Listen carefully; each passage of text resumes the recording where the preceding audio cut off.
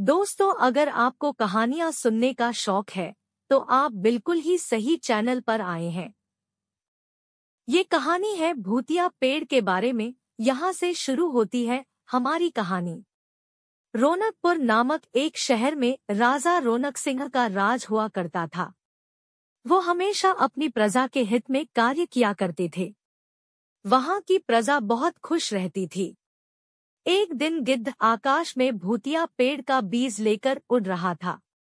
जैसे ही गिद्ध रौनकपुर पहुंचा तो उसके मुंह से एकदम बीज रौनकपुर के बीचों बीच गिर गया। बीज भूतिया था, इसलिए अगले ही दिन वो पौधा बन गया।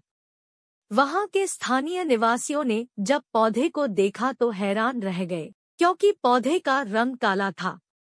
बाद में लोगों ने आपस में चर्चा की और यह समझा कि खेत में उगने वाला कोई घासपात या वनस्पति होगी। दूसरे दिन वो पौधा काफी बड़ा हो गया। लोगों को और ज्यादा दुविधा हुई कि एक ही दिन में ये पौधा इतना बड़ा कैसे हो गया। होते होते वो पौधा तीसरे दिन पेड़ बन गया। समय बीता और लोग भी तेजी से बढ़ने वाले पौधे के बारे में सोच कर परेशान हो रहे थे। वो इस मामले को राजा के पास लेकर गए। ऐसे जादुई पौधे का पता चलते ही राजा तुरंत उस जगह पर पहुंच गए। राजा को जैसे ही पता चला कि एक काले रंग का पौधा 3 दिन में पेड़ बना है, तो वो भी उस पेड़ को हैरानी से देखने लगे।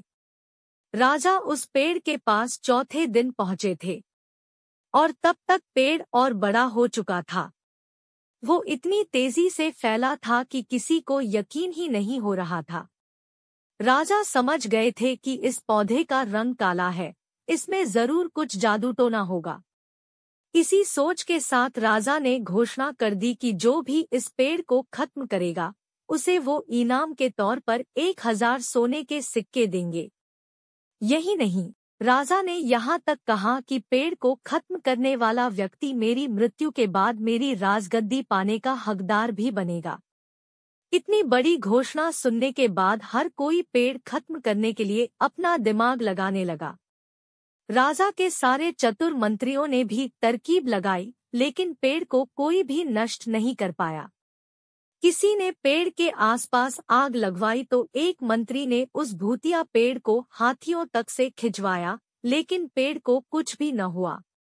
अब लोगों के मन में डर बैठ गया और उन्हें लगा कि पक्का यह ऐसा वैसा पेड़ नहीं बल्कि भूतिया पेड़ है। तभी उस गांव के एक समझदार व्यक्ति को राजा की घोषणा का पता लगा। जानकारी मिलते ही वह अपने गुरु के पास भूतिया पेड़ से जुड़े रहस्य को जानने के लिए पहुंच गया। गुरुजी ने अपनी ध्यान की शक्ति को एकत्र करके देखा और उससे पूछा, क्या तुम पेड़ को खत्म करना चाहते हो? समझदार व्यक्ति ने जवाब दिया, हाँ गुरुजी। सब उससे परेशान है। गुरुजी ने बताया कि उसे खत्म करने का एक ही तरीका है। इसके लिए तुम्हें उस पेड़ के आसपास नमक डालना होगा। इस तरकीब के बारे में जानते ही वो व्यक्ति तेजी से राजा के पास गया और कहा कि इस पेड़ के आसपास आपको नमक डलवाना होगा। ऐसा करने पर ही यह पेड़ खत्म होगा। राजा ने अपने सैनिकों को ठीक ऐसा ही करने को कहा। सैनिकों ने मिलकर पेड़ के चारों ओर खूब सारा नमक डाल दिया। नमक डालने के एक दिन बाद ही पेड़ का आकार कुछ कम हुआ। होते होते 5वें दिन तक पेड़ एकदम छोटा हो गया। उसके बाद गलकर वो गायब ही हो गया। उस व्यक्ति की तरकीब काम कर गई और राजा ने खुश होकर उसे इनाम की 1000 सोने की मोहर पहले दी। उसके बाद एक पत्र दिया जिसमें लिखा था कि वो राजा के मरने के बाद उनकी गद्दी को संभालेगा। वो समझदार व्यक्ति खुश होकर अपने घर चला गया। उसके बाद अगर राजा को कोई भी काम करना होता तो वो उस व्यक्ति से पहले सलाह लेता, उसके बाद कोई भी काम करता। इसी तरह चलता रहा। कुछ सालों बाद उस राजा का देहांत हो गया। उसके कहने के मुताबिक राजा के देहांत के बाद उसको उस राज्य का राजा बना दिया गया। कहानी से सीख, ऐसी कोई मुसीबत नहीं होती जिसका समाधान न किया जा सके, जरूरत है तो बस धैर्य और समझदारी की।